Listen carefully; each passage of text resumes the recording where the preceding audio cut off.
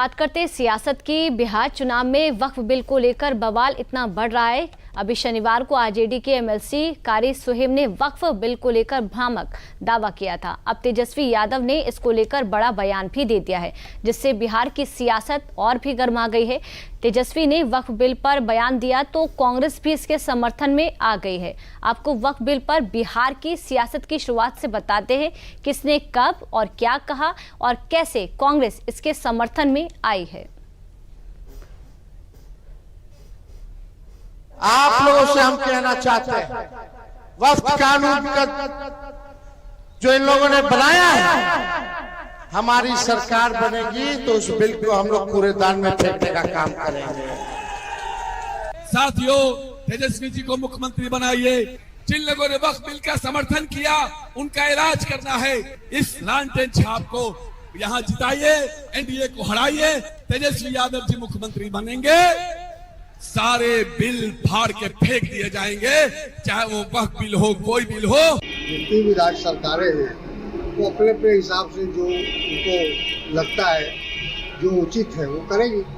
बहुत है, वो ममता जी ने भी कहा है और बहुत से लोग कहेंगे। तो जहाँ गैर कांग्रेसी गैर भाजपा सरकार है वहाँ जाहिर है कि उसका विरोध होगा। कांग्रेस समर्थन में, देशी जी के इस बात का समर्थन में है, कांग्रेस तेजस्वी जी के इस बयान के समर्थन में है। बिल्कुल, अब तो उसका विरोध भी कर रहे हैं, पार्लियामेंट में भी कर रहे थे, पार्लियामेंट के बाहर भी कर रहे थे। अब देखिए ना, तेजस्वी ने ये बयान दिया तो विपक्षी गठबंधन में शामिल कांग्रेस तुरंत इसके समर्थन में भी आ गई। बिहार की सियासत की लड़ाई तुष्टीकरण पर कैसी आई, आपको ये भी बताएंगे, लेकिन उससे पहले ये जानना बेहद जरूरी है कि वक्फ बिल का मुद्दा आखिर क्यों विपक्षी गठबंधन इतना उछाल रही है। उसका कारण है बिहार में मुस्लिम वोटरों का प्रतिशत। ये समझिए, यादव समाज वहां पर 13% है और मुस्लिम समुदाय वहां पर 18% है। तो चुनाव की घड़ी आई है, आरजेडी को समीकरण की जिस तरह से याद आई है, इस पर सवाल है। बिहार की कुल 243 विधानसभा सीटों में से 87 सीटों पर मुस्लिम आबादी 20% से अधिक है। करीब 11 ऐसी सीटें जहां मुस्लिम मतदाता 40% के आसपास बताए जाते हैं। तो आप समझ सकते हैं किस तरह से एक विशेष समुदाय का वहां पर दबदबा है।